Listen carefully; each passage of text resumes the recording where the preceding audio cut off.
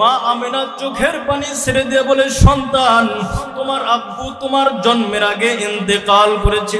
আমার নবী ডাক দিয়ে বলে, মা, আমার পিতার কবর আমি দেখব। মা আমিনা আব্দুল মুত্তালিবের কাছে গিয়ে বলতেছে, আপনার নাতি তার বাবার কবর দেখবে। আব্দুল মুত্তালিব দাস দিলেন উম্মে আইমান, আর আমিনাকে দিলেন একটা ঘোড়া, দিলেন একটা উট, দিলেন তিনজন ওই বাহনের উপর সওয়ার হয়ে চলে গেলেন আমার রাসূলের পিতার কবর জিয়ারত করার জন্যে। আমিনা ডাক দিয়ে যেই সময় গন্তব্যে চলে গেলেন, কবরের পাশে চলে গেলেন, সেই সময় আমিনা ডাক দিয়ে বলতেছে, বাবা মুহাম্মদ, তাকাইয়া দেখো বাবা, ওই যে তোমার বাবার কবর।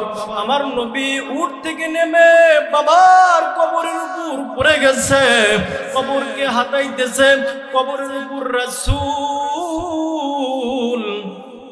হাত বুলাইতেছেন আর বাবা বাবা করে কান্না করতেছেন, আর কান্না করতেছেন বাবা বাবা বলে। এদিকে আল্লাহ রব্বুল আলামিন জিব্রাইলকে বলে, জিব্রাইল, তাড়াতাড়ি আমার বন্ধুকে সরে আনে, আমার বন্ধুর কান্না আমি বরদাস্ত করতে পারি না, আমার বন্ধুকে সরায় নাও। আমার নবী ওখান থেকে চলে গেলেন, বাড়ির দিকে ফিরতেছেন। ইতিমধ্যে রাস্তার মধ্যে মা আমিনার পেটের ভিতরে ব্যথা শুরু হয়ে গেছে, পেটের ভিতরে ব্যথা করতেছে। এখন জমিনের মধ্যে লুটে পড়ে গেলেন। এখন উম্মে আইমানকে ডাক দেয় বলে, ও দাসী উম্মে আইমান, মনে হয় আমি আর বাঁচবো না, আমার সন্তান মুহাম্মদকে আমার কলিজার উপর দাও, আমার বুকের উপর দাও। যেই সময় আমার রাসূলকে মা আমিনা বুকের সাথে নিলেন, বুকের উপর নিলেন, মা আমিনা ডাক দিয়ে বলে, বাবা মুহাম্মদ, শেষ বিদায়ের সালাম। ও বাবা মুহাম্মদ, আমি আর বেশি দিন বাঁচবো না। ও বাবা মুহাম্মদ, মনে হয় আমার মৃত্যুর সময় এসেছে, আমি মারা যাব। মা আমিনা সেখানে ইন্তেকাল করলেন। নবী আমার কান্না করতেছেন ভাই, শিশু নবী কান্না করতেছেন। নবী আমার কান্না করতে করতে বাড়ির দিকে চলে আসেন। দাদা আব্দুল মুত্তালিব তাকে দেখেন, লোক পাঠাইলাম তিনজন, সওয়ারির উপর দুইজন, দেখি আর একজন কই গেল। নবী যেই সময় দাদার কাছে আসলেন, সওয়ারির থেকে নেমে দাদার গলা জড়ায় ডাকতে বলে, দাদা, বাবার কবর দেখতে গিয়ে মা হারায়া আজ আমি ইয়াতীম। ও দাদা, এখন আমি কাকে মা বলে ডাক দিব? কে আমাকে গোসল দেওয়াইবে? কে আমাকে খানা খাওয়াইবে? ও দাদা, আমি বড় ইয়াতীম। আল্লাহর নবী বলেন, উম্মতেরা, আমি মা বাবাকে পাই নাই, আমি তাদের খেদমত করতে পারি নাই। চ্যানেলটি সাবস্ক্রাইব করে আমাদের সঙ্গেই থাকুন। দেখেন, একজন সাহাবী আলকামা রাদিয়াল্লাহু তাআলা আনহু, তিনার জীবনের দিকে তাকাইলে দেখা যায় মৃত্যুর শয্যায় সজ্জিত, বিছানায় পড়ে গেছে, মৃত্যু হবে, কিন্তু কালেমা জবান দিয়ে জারি হচ্ছে না। নবীর কাছে খবর চলে গেল যে নবী, আলকামার জবানে কালেমা জারি হয় না। নবী আলাইহিস সালাম বললেন, আমার একজন সাহাবী আমার সাথে জিহাদে অংশগ্রহণ করেছে, আমার সাথে যুদ্ধে অংশগ্রহণ করেছে, আমার পিছে নামাজ আদায় করে, দান সদকা করে। একজন সাহাবীর মৃত্যুর সময় কেন কালেমা জারি হয় না? আল্লাহর নবী বুঝতে পারলেন, নিশ্চয় এটা মা বাবার সাথে বেয়াদবি করার কারণে তার জবান দিয়ে কালেমা জারি হচ্ছে না। নবী আলাইহিস সালাম সাহাবায়ে কেরামদেরকে বললেন, ও আমার সাহাবীরা, আলকামার বাড়িতে একটু খবর নাও, দেখো তার পিতা মাতা কেউ বেঁচে আছে কিনা। সাহাবায়ে কেরাম খোঁজ নিলেন, গিয়ে দেখেন পিতা আগে ইন্তেকাল করেছেন, বৃদ্ধা মা অসুস্থ, বিছানায় পড়ে গেছে, ভালো মতো হাঁটতে পারে না, লাঠির সাহায্যে ছাড়া এক কদম নড়তে পারে না। বৃদ্ধা মা বেঁচে আছে, নবীর কাছে এসে বললেন, নবী তার মা বেঁচে আছেন। এই যে সোনারা, এই যে বৃদ্ধা মা বেঁচে আছে। নবী আলাইহিস সালাম বললেন, তার মাকে আমার সামনে হাজির হতে বলো। সাহাবায়ে কেরাম বলতেছেন, আলকামার মার সামনে চলে গেছেন, যা বলতেছেন, মা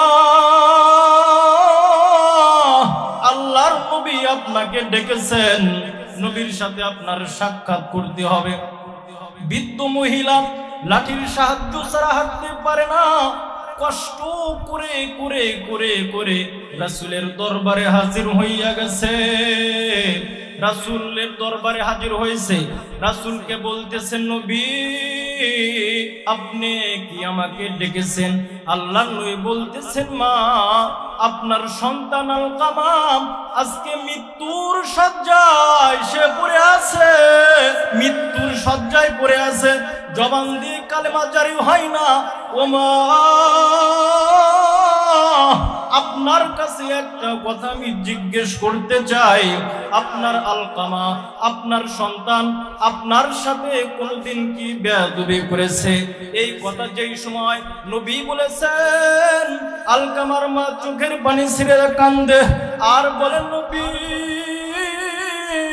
আমার সন্তান কি আমি ক্ষমা করব না? নবী বুঝতে পারলেন মা বড় কষ্ট পাইছে। নবী বলতেছেন, ক্ষমা কি করবেন না? আলকামার মা বলতেছে, নবী আমার সন্তান আমাকে কষ্ট দিয়েছে, আমি ক্ষমা করব না। নবী আলাইহিস সালাম ডাক দিয়ে বললেন, সাহাবী কই রে তোমরা, কোথায়? তাড়াতাড়ি লাকড়ির ব্যবস্থা করো, আলকামাকে জীবিত অবস্থায় তাকে আগুনে পুড়াইয়া দিব। আলকামার কথা এই সময় নবী যেই সময় লাকড়ি গুছানোর জন্য বলেছেন, সাহাবায়ে কেরাম লাকড়ি গুছাইছেন, এখন আগুন জ্বালাইবেন, আলকামাকে আগুনে জ্বালাইয়া দিবে। এখনো নবী বৃদ্ধা মার দিকে তাকায় বলতেছেন, মা এখনো সময় আছে, সন্তানকে ক্ষমা করে দেন। ওই সময় মা ডাক দিয়ে বলেন, নবী সন্তান আমাকে দুনিয়াতে কত কষ্ট দিল, আজকে আমার সন্তান আগুনে পুড়বে, এটা আমি সহ্য কেমনে করব? ও নবী আপনি সাক্ষী থাকেন এবং আমার রব আল্লাহ তাকেও সাক্ষী রেখে আমার সন্তান আলকামাকে আমি ক্ষমা করে দিলাম। হাদিসের ভিতরে পাওয়া যায়, যেই সময় মাই বলছে আলকামাকে ক্ষমা করে দিলাম, সাথে সাথে জবান দ্বারা কালেমা জারি হয়ে গেছে। আল্লাহু আকবার। ও ভাই, সাহাবায়ে কেরামের চাইতে দামি হতে পারো নাই, নবীর চাইতে তো দামি হতে পারো নাই। একজন সাহাবী কত একজন দামি মানুষ, জলিল কদর একজন সাহাবী। মা শুধু তার কথা শুনে একটু আঘাত পাইছেন, একটু ব্যথা পাইছেন, এই কারণে মার দিলের ভিতরে ব্যথা। মৃত্যুর সময় কালেমা জারি হয় না। আর আজকে আমাদের সমাজে মা বাবা বোঝা হয়ে গেছে, একটা শাড়ি দিবে মাকে, বাবাকে একটা লুঙ্গি দিবে। স্ত্রীর পরামর্শ নেওয়া লাগে, সেই সময় স্ত্রীকে বলে আমার বাবাকে একটা আমি লুঙ্গি দিতে চাই, একটা আমার মাকে শাড়ি দিতে চাই। ওই সময় তোমার স্ত্রীর প্রয়োজন হয়, এত বড় কপাল পোড়া সন্তান মালয়েশিয়া যাবে, তার শ্বশুরের নামে অ্যাকাউন্ট করে গেছে, মালয়েশিয়া যাবে, পিতা মাতার নামে অ্যাকাউন্ট করে যায় না। কি কারণে? যদি মেরে খায়। শ্বশুরের নামে অ্যাকাউন্ট করে মালয়েশিয়া চলে গেছে, 10-12 বছর মালয়েশিয়া ওখানে থেকেছে। অনেক টাকা ইনকাম করেছে। শ্বশুর 7 বিঘা সম্পদ, 7 বিঘা জমি কিনছে, 7 বিঘা জমি শ্বশুরের নামে লিখে নিয়েছে। সুবহানাল্লাহ, নাউজুবিল্লাহ, নাউজুবিল্লাহ। শ্বশুরের নামে 7 বিঘা সম্পদ লিখে নিছে। শুধু লিখে নেয় নাই, ওই মেয়েটাকে অন্য জায়গায় বিবাহ দিয়েছে। এটা ঘটতেছে না? এটা চলতেছে না? চলতেছে। বর্তমান সমাজে ছেলেরা, সন্তানেরা শ্বশুর স্ত্রী, শ্বশুর শাশুড়ির নামে অ্যাকাউন্ট করে মালয়েশিয়া চলে যায়। মা বাবার নামে যদি করে যায়, যদি মেরে খায়, আরে মা বাবা যদি খায়ও কিছু তো রাখবে, ঠিক কিনা? শ্বশুর শাশুড়ি কিছু রাখবে? বর্তমান পরকীয়ার 6 লাভ শুরু হয়ে গেছে। তো বলতে সেই মুসলমান ইমানদার, মা বাবার খেদমত করতে হবে, মা বাবার গোলামি করতে হবে। মা বাবাকে যদি ভালোবাসো, মোহাব্বত করো ভাই, তোমার কোনো কমতি হবে না। দুনিয়াতে টাকার মালিক হও, তাও মা বাবার দোয়া।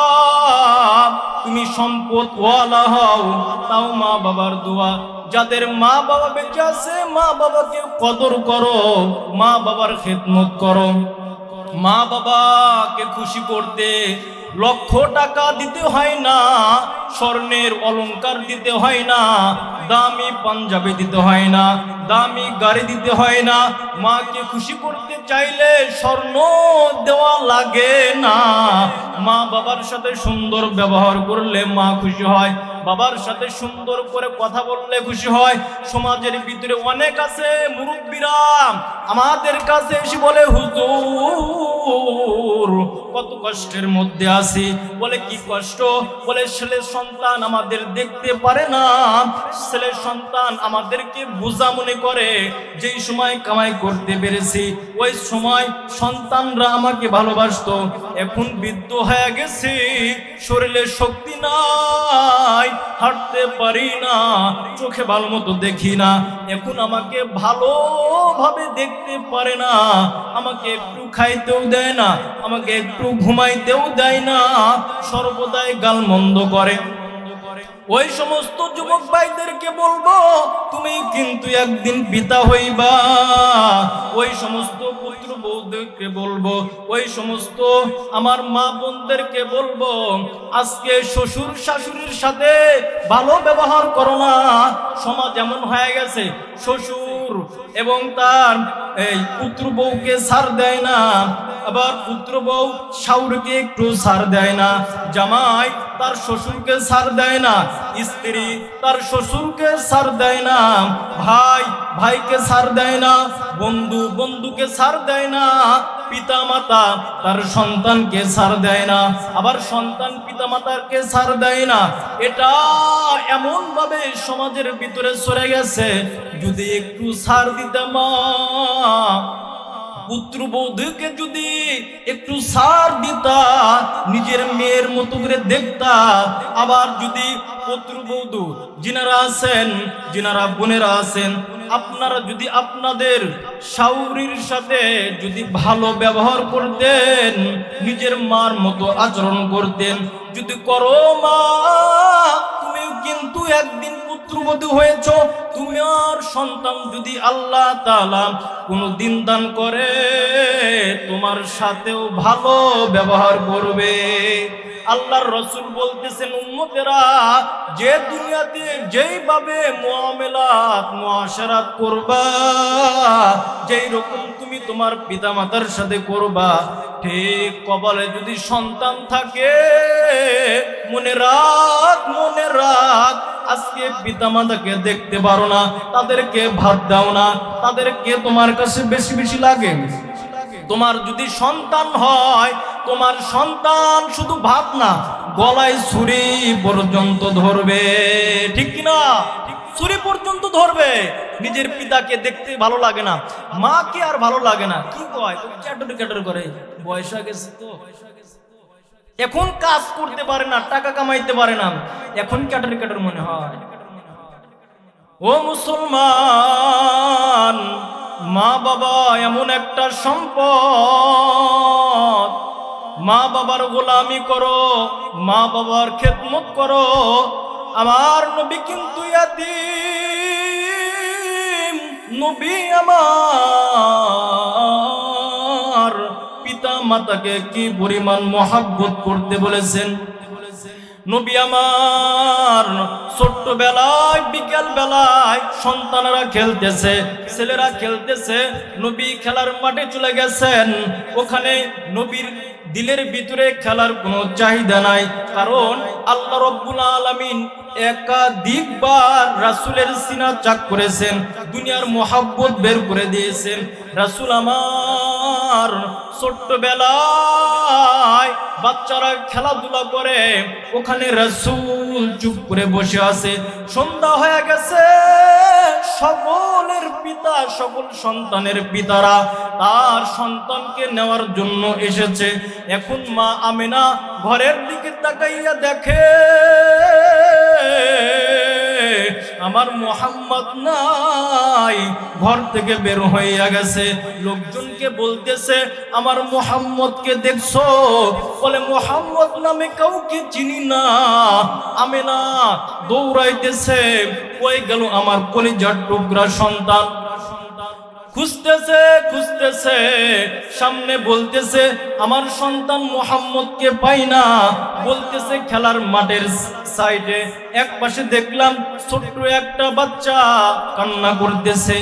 মা আমেনা দৌড়ায় গিয়ে দেখতেছে নবী আমার বসে আছে। নবী মার গলা জড়ায় ধরছে। মা আমেনা মুহাম্মদ আমার নবীকে জড়ায় ধরছেন। এখন আমার নবী ডাক দেয়া বলে মা, সব সন্তানের, সব ছেলেদের পিতা আসলো, তাদেরকে নিয়ে গেল। ও মা, আমার আব্বু কই? মা আমেনা চোখের পানি ছেড়ে দিয়ে বলে সন্তান, তোমার আব্বু তোমার জন্মের আগে ইন্তেকাল করেছে। আমার নবী ডাক দিয়ে বলে মা, আমার পিতার কবর আমি দেখব। মা আমেনা আব্দুল মুত্তালিবের কাছে গিয়ে বলতেছে আপনার নাতি তার বাবার কবর দেখবে। আব্দুল মুত্তালিব একটা দাস দিলেন উম্মে আইমান, আর আমেনাকে দিলেন একটা ঘোড়া, দিলেন একটা উট দিলেন। তিনজন ওই বাহনের উপর সওয়ার হয়ে চলে গেলেন আমার রাসূলের পিতার কবর জিয়ারত করার জন্য। আমেনা ডাক দিয়ে যেই সময় গন্তব্যে চলে গেলেন, কবরের পাশে চলে গেলেন, সেই সময় আমেনা ডাক দিয়ে বলতেছে বাবা মুহাম্মদ, তাকাইয়া দেখো বাবা, ওই যে তোমার বাবার কবর। আমার নবী উট থেকে নেমে বাবার কবরের উপর পড়ে গেছে, কবরকে হাতাইতেছে। কবরের উপর রাসূল হাত বুলাইতেছেন আর বাবা বাবা করে কান্না করতেছেন, আর কান্না করতেছেন বাবা বাবা বলে। এদিকে আল্লাহ রাব্বুল আলামিন জিব্রাইলকে বলে, জিব্রাইল তাড়াতাড়ি আমার বন্ধুকে সরে আনে, আমার বন্ধুর কান্না আমি বরদাস্ত করতে পারি না, আমার বন্ধুকে সরায় নাও। আমার নবী ওখান থেকে চলে গেলেন, বাড়ির দিকে ফিরতেছেন। ইতিমধ্যে রাস্তার মধ্যে মা আমেনার পেটের ভিতরে ব্যথা শুরু হয়ে গেছে, পেটের ভিতরে ব্যথা করতেছে। এখন জমিনের মধ্যে লুটে পড়ে গেলেন। এখন উম্মে আইমানকে ডাক দে বলে, ও দাসী উম্মে আইমান, মনে হয় আমি আর বাঁচব না, আমার সন্তান মুহাম্মদকে আমার কলিজার উপর দাও, আমার বুকের উপর দাও। যেই সময় আমার রাসূলকে মা আমেনা বুকের সাথে নিলেন, বুকের উপর নিলেন, মা আমেনা ডাক দিয়ে বলে বাবা মুহাম্মদ, বাবা শেষ বিদায়ের বিদায়, শেষ বিদায়ের সালাম। ও বাবা মুহাম্মদ, আমি আর বেশি দিন বাঁচব না। ও বাবা মুহাম্মদ, মনে হয় আমার মৃত্যুর সময় এসেছে, আমি মারা যাব। মা আমেনা সেখানে ইন্তেকাল করলেন। নবী আমার কান্না করতেছেন ভাই, শিশু নবী কান্না করতেছেন। নবী আমার কান্না করতে করতে বাড়ির দিকে চলে আসেন।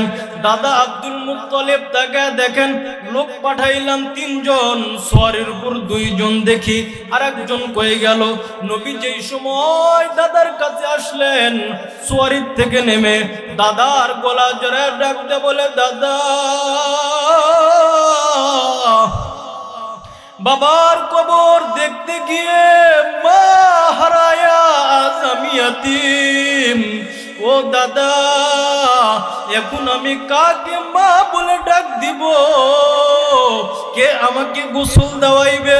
কে আমাকে খানা খাওয়াইবে? ও দাদা, আমি বড় ইয়াতীম। আল্লাহর নবী বলেন, উম্মতেরা, আমি মা বাবাকে পাই নাই, আমি তাদের খেদমত করতে পারি নাই। ও আমার উম্মতেরা, তোমরা যারা তোমাদের পিতা মাতা পাইবা, পিতা মাতার খেদমত করিও, পিতা মাতাকে সন্তুষ্ট করিও, পিতা মাতার অবাধ্য হইও না, পিতা মাতাকে খেদমত করিও, পিতা মাতাকে রাজি করিও। যদি পিতা মাতা তোমার সন্তুষ্ট, তোমার উপর যদি রাজি থাকে, তোমার জন্য আল্লাহ রব্বুল আলামিন জান্নাত ওয়াজিব করে দিবে। তো মুহতারাম হাজিরিন, পিতা মাতার কত দাম, পিতা মাতার কত দাম এখন বুঝতেছি না। কোন সময় বুঝবো? যেই সময় মারা যাব, হাসরের ময়দানে যেই সময় উঠবো। আল্লাহর নবী সাল্লাল্লাহু আলাইহি ওয়াসাল্লাম বলেন, তোমার মায়ের চেহারার দিকে যদি তুমি একবার তাকাও, পিতার চেহারার দিকে যদি একবার ভালো দৃষ্টিতে খুশি মনে যদি তাকাও, একটা কবুল হজের সওয়াব আল্লাহ দিয়ে দেন। সুবহানাল্লাহ। একটা হজ করতে কত টাকা খরচ হয়? একজন সাহাবী ইশকাল করলেন, নবী যদি একাধিকবার তাকাই, একবার তাকাইছি চোখ ফিরাই নিছি, আবার তাকাইছি চোখ ফিরাই নিছি, তাহলে আল্লাহর নবী বলতেছেন যতবার তাকাইবা ততবার হজের সওয়াব। সুবহানাল্লাহ। আজকে আমরা পিতামাতার খেদমত করতে চাই না, বোঝা মনে করি, পিতামাতা বোঝা, পিতামাতার খেদমত করতে হবে। পিতামাতার খেদমত করলেই কামিয়াবি, লাভ। যদি পিতামাতার খেদমত না করেন ভাই, এর কি খেসারত আল্লাহ রব্বুল আলামিনের দরবারে দিতে হবে। তো আল্লাহ তাআলা বলতেছেন, তোমাদের পিতা মাতার সাথে তোমরা ভালো ব্যবহার করবা, নরম ব্যবহার করবা, সুন্দর আচরণ করবা। যদি আচরণ করো তাহলে কিয়ামতের ময়দানে তোমাদের পিতা মাতাকে যে তোমরা খেদমত করেছো এর যাজা পাইবা। বর্তমান কিন্তু আমাদের ছেলে সন্তানদেরকে দিন শিখায় না। কিয়ামতের ময়দানে আল্লাহ রব্বুল আলামিনের কাছে এই ছেলে সন্তানরা আপনার বিরুদ্ধে মামলা দিবে। কি দিবে? মামলা দিবে। আজকে কোরআন শিক্ষা ফকিন্নি শিক্ষা মনে করি, হাদিস ফকিন্নি শিক্ষা মনে করি, মসজিদ এটা ফকিন্নি শিক্ষা মনে করি, মাদ্রাসাটা ফকিন্নি শিক্ষা মনে করি। কিয়ামতের ময়দানে এই ছেলে সন্তানদেরকে মাদ্রাসা, দ্বীনি ইলম, কোরআন হাদিসের জ্ঞান আপনি ঢুকাইতেছেন না, তার সিনার ভিতর দিচ্ছেন না, তার আকলের ভিতর ঢুকাইতেছেন না। কিয়ামতের ময়দানে ওই সমস্ত মা বাবাকে আল্লাহর বিচারালয় কাঠগড়ে দাঁড়াইতে হবে। কোরআনের আয়াত আল্লাহ বলতেছেন, যেই সমস্ত ছেলে সন্তানদেরকে দিন শিখাইতেছ না, তারা কিয়ামতের ময়দানে তাদের তো ধরবো। নামাজ পড়ো নাই কেন? রোজা রাখো নাই কেন? বলবি আমার পিতা মাতা আমাকে বলে নাই। সেই সময় আল্লাহ বলবে, ওই পিতা মাতারা সামনে আয়। বলবে শিখাও নাই কেন? শিখাই না কেন? সেই সময় আল্লাহ রব্বুল আলামিন জাহান্নামের মধ্যে পাঠিয়ে দেবে। ছেলেও যাবে, বাবাও যাবে। আজকে আমরা সন্তানদেরকে দিন শিক্ষা দেই না, কোরআন হাদিসের শিক্ষা দেই না, দিন ধর্ম শিখাই না। যদি শিখাই তাহলে দুনিয়াতেও শান্তি, আখিরাতেও শান্তি। মৃত্যু কিন্তু সকলের হবে, হবে কিনা ভাই? সকলে কিন্তু মারা যাব একদিন, আগে আর পরে। যারা দুনিয়াতে আল্লাহকে ডাকে, রাসূলের সুন্নত মোতাবেক চলে, তাদের যেই সময় মরণ হবে, দেখেন কি সুন্দর মরণ হবে। নাহনু আউলিয়াউকুম ফিল হায়াতিদ দুনিয়া, নাহনু আউলিয়াউকুম ফিল হায়াতিদ দুনিয়া ওয়ালাকুম ফিহা মা তাশতাহি আনফুসুকুম ওয়ালাকুম ফিহা মা তাদউন নুজুলাম মিন গফুরুর রহিম। যারা দুনিয়াতে নামাজ পড়বে, রোজা রাখবে, মালিকের গোলামি করবে, সেই সময় যাদের সামনে মালাকুল মউত আজরাইল হাজির হবে, মালিক বলেন ইযা জাআ আজালুহুম লা ইস্তাখিরুনা সাআতাও ওয়া লা ইস্তাকদিমুন। মালিক বলে বান্দা মৃত্যু কিন্তু হবে, কোন সময় মৃত্যু হবে এটা আমি মালিক জানি। ওই সমস্ত বান্দাদেরকে বলি যারা দুনিয়াতে নামাজ পড়ো না, রোজা রাখো না, তাদের জন্য দুঃসংবাদ। আর যারা দুনিয়াতে আমার গোলামি করো তাদের জন্য সুসংবাদ। যারা দুনিয়াতে মালিকের গোলামি করে আর যারা করে না তাদের মৃত্যুর সময় কিরকম কষ্ট হবে। হযরত দাউদ আলাইহিস সালাম এবং হযরত আইয়ুব আলাইহিস সালাম একজন নবী, আল্লাহ তাআলার একজন নবী, বলতেছে মালিক আমি শুনি তুমি আমাকে জানাও যে মৃত্যুর যন্ত্রণা অনেক কঠিন হবে। ও মালিক তুমি আমাকে একটু দুনিয়াতে মৃত্যু দিবা, আবার জীবিত করবা, আমার উম্মতদেরকে বলবো মৃত্যুর যন্ত্রণা কিরকম। আল্লাহ রব্বুল আলামিনের কাছে যেই সময় এই দোয়া করলেন নবী, সেই সময় আজরাইলকে আল্লাহ অর্ডার দিলেন, আজরাইল আমার বন্ধু আমার নবী সে মৃত্যুবরণ করে দেখতে চায় মৃত্যুর যন্ত্রণা কিরকম। আজরাইল আলাইহিস সালাম যত সহজভাবে, আহসান ভাবে, যত সুন্দরভাবে জান বের করে নিয়েছে, আবার জান ঢুকাইয়া দিয়েছে, আবার শরীরের ভিতরে রূহ ফিরাইয়া দিয়েছে। সেই সময় তাকে জিজ্ঞেস করা হলো, ও পয়গম্বর মৃত্যুর জ্বালা কিরকম? পয়গম্বর বলতেছে এত কঠিন। আজরাইল বলতেছে নবী এত সুন্দর করে কাউকে আমি জান বের করি নাই, কারো জান এত সুন্দর করে কবজ করি নাই, আপনারটা যে করছি। হাদিসের ভিতরে পাওয়া যায় নবী আলাইহিস সালাম বলেন যারা মালিকের গোলামি করে না তাদের মৃত্যু কিরকম হবে।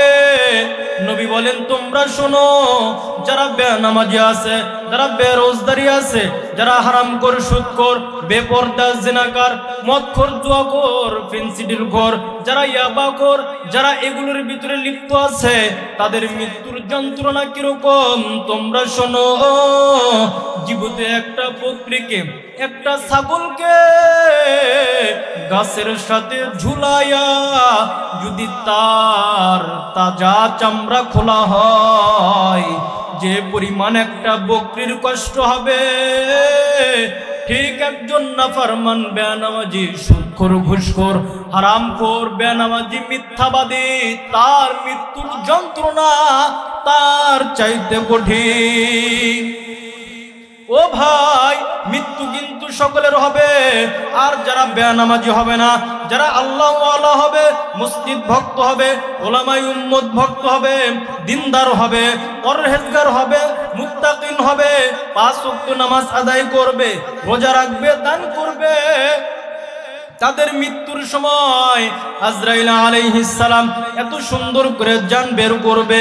বলে কি সুন্দর, বলে কত সুন্দর, বলে মায়ের কোলে শিশু বাচ্চা দুধ পান করতে করতে ঘুমাইয়া যায়, শিশু বাচ্চার যেমন কষ্ট হয় না, ঠিক তদ্রূপ ভাবে একজন নামাজি ব্যক্তি তার মৃত্যুর সময় আরামে ঘুমায়া যাবে। আল্লাহু আকবার। যদি মৃত্যু ওই রকম হয়, সেই সময় আপনি মারা গেছেন, রূহটা বের করে নিয়েছে, সুন্দর করে রূহটা বের করে নিয়েছে, আপনি বুঝতেও পারেন নাই। যেই সময় মারা যাবেন সেই সময় বুঝতে পারবেন আমি মারা গেছি। সেই সময় ওই রূহটা ওই বাড়িতেই ঘোরাফেরা করে, সন্তানের দিকে তাকাইয়া দেখে সন্তান কান্না করে, স্ত্রীর দিকে তাকাইয়া দেখে স্ত্রী কান্না করে, ভাইয়ের দিকে তাকাইয়া দেখে ভাইও কান্না করে, আমার মেয়েও কান্না করে, আমার আত্মীয় স্বজন কান্না করে। সেই সময় ওই ব্যক্তি মনে করবে আমাকে মনে হয় আমাকে বাড়ির থেকে বের করবে না, আমার ছেলের সন্তান আমাকে বাড়ি থেকে বের করবে না, আমার স্ত্রী আমার সন্তান আমাকে বিদায় দিবে না। যেই সময় গোসল দিবে, কাফন পরাইবে, খাটিয়া কাঁধে নিয়া যেই সময় কবরের দিকে রওনা করবে, সেই সময় রুহু তাকাইয়া থাকে আর দুনিয়াবাসীদেরকে ডাক দেয়, বলে দুনিয়াবাসীরা তোমরা আমাকে কই নিয়ে যাইতেছো? ছেলেদেরকে বলে, ও আমার সন্তান, ও আমার বাবা, ও আমার ভাই, ও আমার বন্ধু, তোমরা আমাকে কই নিয়ে যাও? খাটিয়া কাঁধে নিয়ে যাবে। মৃত ব্যক্তি মনে করবে এইগুলো আমার সাথে কবরের মধ্যে থাকবে। যেই সময় 3 জন বা 2 জন কবরের মধ্যে নামবে, লাশটা যেই সময় নামাইবে, সেই সময় রুহু তাদেরকে ডাক দেয়, বলে ও দুনিয়ার মানুষ, তোরা আমাকে কোথায় রেখে যাও? ওই ব্যক্তি মনে করবে আমার ছেলে সন্তান, আমার ভাই, শুধু একটা ছেলে নামলো, আমার ভাই নামলো, আমার চাচা নামলো শুধু কবরে, আর কেউ নামলো না। মনে হয় আমার সাথে এই 3 জন কবরের মধ্যে থাকবে। স্পষ্ট হাদিসের কথা। যেই সময় মাথার বান্ধন এবং পায়ের গিরে যেই সময় খুলে দিবে, যেই সময় কবর থেকে উঠবে, বাঁশের ছাউনি যেই সময় বিছাইবে, সেই সময় কবরবাসী তার রূহ ডাক দেয়, বলে দুনিয়াবাসীরা আগে যদি জানতাম তোরা এত বড় পাষাণ, তাহলে তোদের সাথে সম্পর্ক রাখতাম না, তোদের সাথে সম্পর্ক রাখতাম না। ও ছেলে, তোমার জন্য এত কষ্ট করলাম, আজকে আমাকে কই রেখে যাও, কই রেখে যাও? যেই স্ত্রীর জন্য, মন রক্ষা করার জন্য এত কষ্ট করলাম, সেই স্ত্রী আমাকে ঘর থেকে বের করে দিল। কবরবাসী এইরকম দুঃখ প্রকাশ করবে। যেই সময় মাটি দিয়ে চলে যাবে, সেই সময় ফেরেশতা আসবে, নাহনু আউলিয়াউকুম ফিল হায়াতিদ দুনিয়া। ওই সময় ফেরেশতা আসবে, একদল ফেরেশতা আসবে, এসে বলবে, ও আল্লাহর গোলাম, তোমার এখানে কোনো ভয় নাই। হাদিসের মধ্যে আরো পাওয়া যায়, যেই সময় কবরবাসীকে, যেই সময় মৃত লাশকে যেই সময় কবরের মধ্যে রাখবে, আল্লাহ রব্বুল আলামিন রূহটা আবার ওই দেহের ভিতরে ঢুকায় দিবেন, তাকে উঠে বসাইবেন, মুনকার নাকির সওয়াল জব করবে। যদি উত্তর দিতে পারে, সে চোখ দ্বারা তাকাইবে, তার দৃষ্টি শক্তি যত দূর যায়, হাদিসের ভিতরে আছে, কত দূর পরিমাণ ফাঁকা জায়গা দেখা যাবে। আল্লাহু আকবার। আমরা তো মনে করি 3.5 হাত মাটির কবর, 3.5 হাত মাটির ঘর। যেই সময় কবরের মধ্যে রাখবে, ডানের দিকে তাকাইয়া দেখবে, দৃষ্টি শক্তি যতদূর যায় ততদূর ফাঁকা জায়গা। বামের দিকে তাকাইয়া দেখে ফাঁকা জায়গা, সামনের দিকে তাকাইয়া দেখে ফাঁকা জায়গা, পেছনের দিকে তাকাইয়া দেখে ফাঁকা জায়গা। সেই সময় একা বড় ভয় লাগবে, আমি একা ফাঁকা জায়গার ভিতরে। হাদিসের ভিতরে আছে, ওই সময় একটা হুর আল্লাহ রব্বুল আলামিন পাঠাইয়া দিবেন, একটা সুন্দর হুর পাঠাইয়া দিবেন। তার গলার ভিতরে একটা হীরা মণি মুক্তার একটা হার ঝুলানো থাকবে। যেই সময় আপনার সামনে দেয়া যাইবে ফাঁকা জায়গা একা, যেই সময় ওই হুর আপনার সামনে দেয়া যাইবে, সেই সময় আপনি ডাক দিয়ে বলবেন, ও ভাই কোথায় যাও? বলে সামনে যাই। বলে, ও ভাই, তোমার গলায় এত সুন্দর হার জীবনে দেখি নাই। হুর বলবে, আল্লাহর বান্দা, একটু হাতে নিয়ে দেখো। যেই সময় হুরে আপনার হাতে ওই মণিমুক্তার হার দিবে, সাথে সাথে হাতটা ছিঁড়ে যাবে। সেই সময় তুমি আমি বলবো, আল্লাহ জানি কবুল করে, আল্লাহ রব্বুল আলামিন যেন সকলের নসিবে এটা রাখেন। ওই সময় হার ছিঁড়ে যাবে। সেই সময় ওই মৃত ব্যক্তি বলবেন, ও ভাই, তোমার হার আমি ছিঁড়ে ফালাইলাম। ঘুরে বলবে, ও আল্লাহর বান্দা, কোনো সমস্যা নাই, কোনো টেনশন নাই। আসো আমরা দুইজন হার গাঁটতে থাকি আর আলাপ করতে থাকি। এরকম গাঁথবে 50 আলফা সানা, 50,000 বছর কবরের মধ্যে থাকতে হবে। হার গাঁথবে আর গল্প করবে, গাঁথবে আর গল্প করবে। ইতিমধ্যে ফুৎকার শুরু হয়ে যাবে, সিংহায় ফুৎকার শুরু হয়ে যাবে, বিকট আওয়াজ হবে। সেই সময় তুমি বলবা, ও ভাই, হার গাঁথা তো শেষ হইল না, ইতিমধ্যে কিসের আওয়াজ শোনা যায়? সেই সময় হুরে বলবে, তাখামাতুল কিয়ামা, কিয়ামত কায়েম হইয়া গেছে। যেই সময় কিয়ামতের কথা শুনবা মনের ভিতরে ভয় লাগবে, কিয়ামতের ভয়াবহ অবস্থা, এটা তো দুনিয়ার আলেমরা শোনাইছে। সেই সময় হুরে বলবে, আল্লাহর বান্দা, কোনো চিন্তা নাই, কোনো পেরেশানি নাই। তোমার সাথে দুনিয়াতে হাজার হাজার ফেরেশতা ছিল, তাদেরকে দুনিয়াতে দেখো নাই। ডানের দিকে তাকাইয়া দেখো হাজার হাজার ফেরেশতা, বামের দিকে তাকাইয়া দেখো হাজার হাজার ফেরেশতা। সেই সময় ফেরেশতারা ডাক দিয়ে বলবে, ও আল্লাহর বান্দা, ও মুমিন, তোমার কোনো ভয় নাই।